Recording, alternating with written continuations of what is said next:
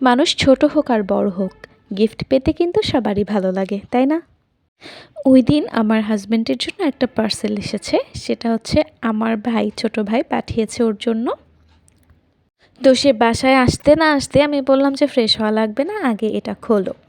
তো এটা খুলেই সে তার পছন্দের কিছু জিনিস পেয়ে গেল।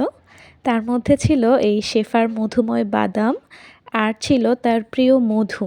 একটা ছিল লিচু ফুলের মধু, আর একটা ছিল সরিষা ফুলের মধু। এর আগেও শেফার যে সরিষা ফুলের মধুটা ছিল সেটা সে খেয়েছিল, আর তার কাছে খুবই ভালো লেগেছিল। তাই আমার ভাই আবারও ওর জন্য এইগুলো পাঠিয়েছে। হানিনাটের যে কম্বোটা আছে ওইটার কথা কি বলবো, মানে এটা ওর এত পছন্দ। এই যে এই বক্সটা, এটা 2 দিনও লাগেনি, পুরোটা খালি করে ফেলেছে। তবে এই হানিনাটের কম্বোটা বেশ ভালো ছিল।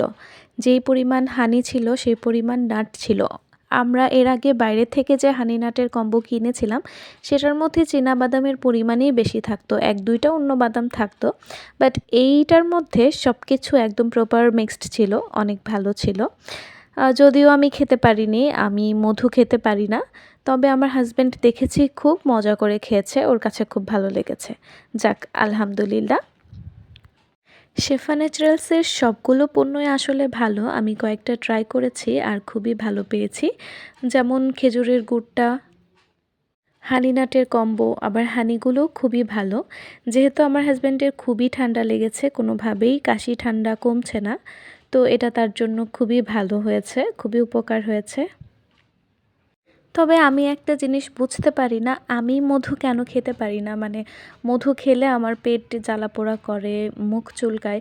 মানে এমনকি আমি যদি মধু স্কিন কেয়ারে ইউজ করি বা কোনো ফেস প্যাকে ইউজ করি, তবুও আমার মুখ চুলকাচ্ছে। মানে এটা একটু সমস্যা। এমন সমস্যা কি আরও কারো হয় আপনাদের? অবশ্যই কমেন্টে জানাবেন।